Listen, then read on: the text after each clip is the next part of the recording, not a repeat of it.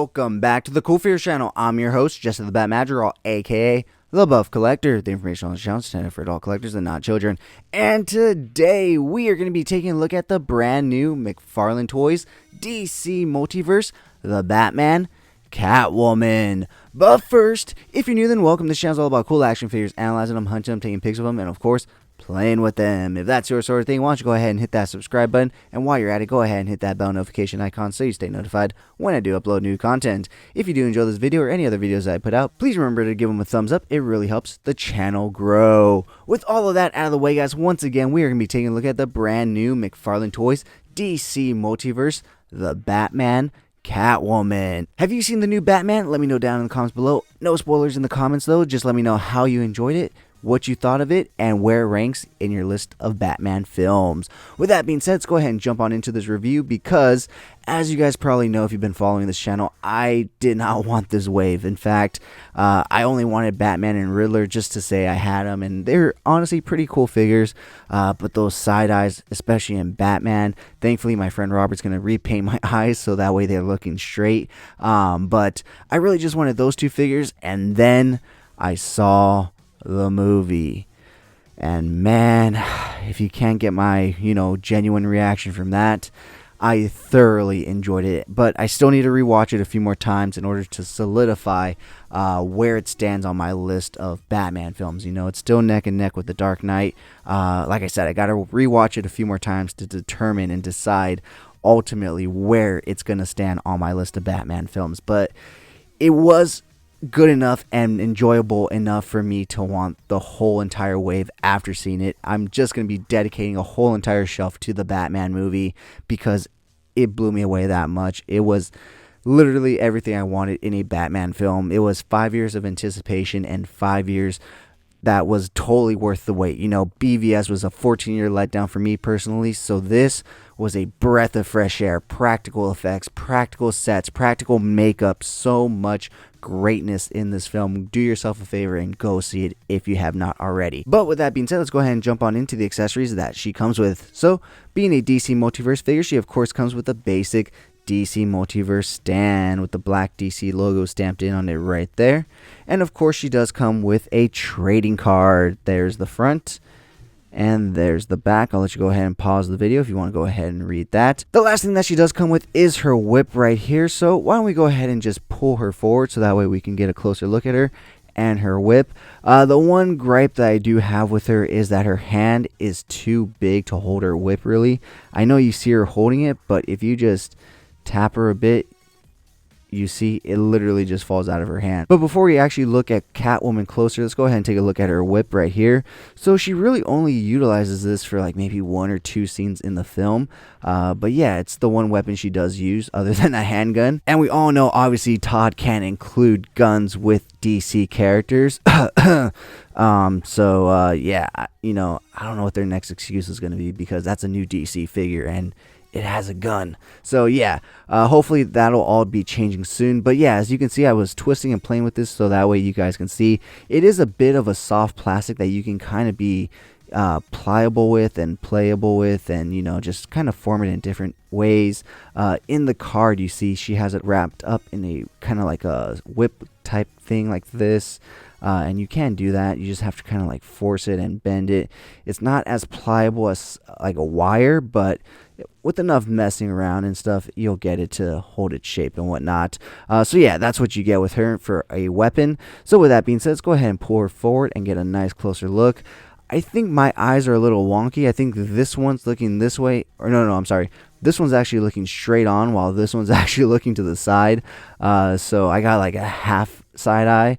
But it actually looks a little better than a full side eye in my opinion. But yeah, the costume and sculpt on this is pretty good. I mean, she just wears an all black leather outfit.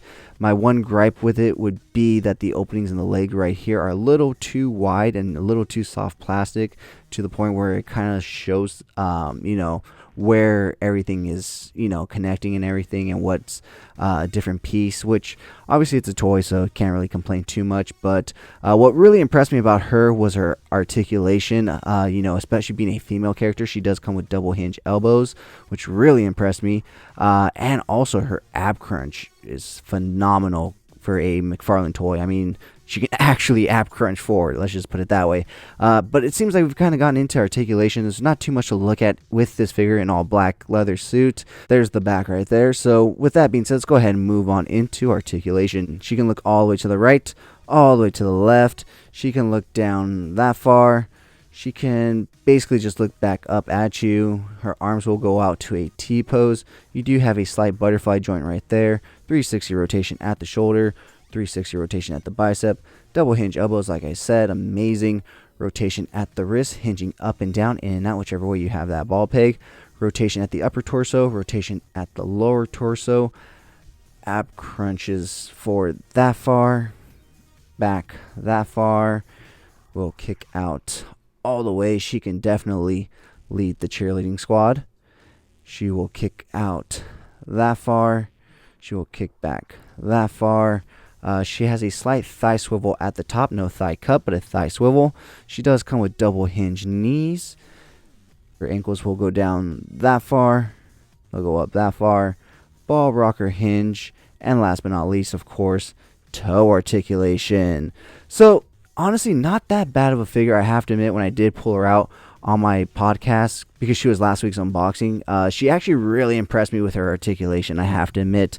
This figure really impressed me for what it is. Like I said, she has double hinge elbows, which a lot of females don't come with in the toy industry. So it's a nice thing to have, especially on a female body, especially one that is supposed to be very agile and someone that can do a lot of cool stuff and probably needs to use those double hinge elbows. Yeah, guys, with that being said, like I said, didn't really want the wave until I saw the movie, and now I am trying to rapidly collect the wave before I cannot find it at all in stores. But yeah, guys, with that being said, join me every Sunday morning for Coffee and Toys, a weekly toy news toy talk podcast where we will go over all the latest and great toy news, reveals, pre-orders, and so much more. And join me every Wednesday on Instagram at CoolFigurez for Coffee and Toys Live, where I will speak to a new guest every week about toys, toy collecting, toy hunting, and so much more. With that being said, let's go ahead and take a look at some really cool pics that I took of her. And if you did enjoy this video, please remember to give it a like, share, comment, and subscribe. And as always, have a great fucking day.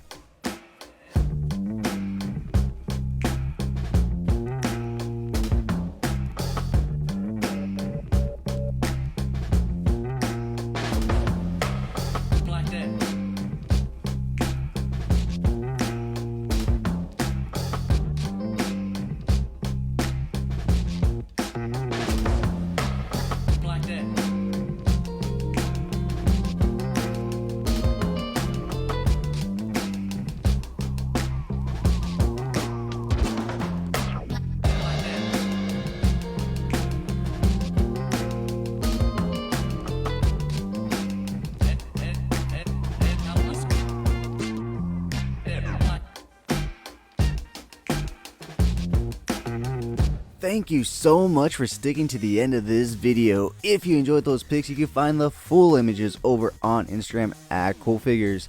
And I do have a separate Instagram account for my more thought out, planned out, more edited pics called Epic Shots by CoolFigurez. Check it out. If you like what you see, leave me a follow there as well.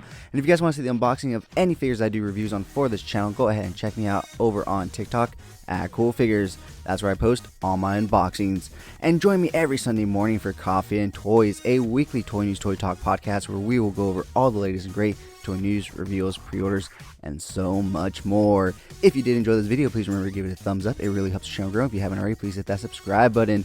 But whether or not you're a subscriber, thank you so much for taking time out of your busy day to listen to me talk about toys. I really appreciate it. As always, I'm your host, Jesse the Bat Madrigal, aka the Buff Collector.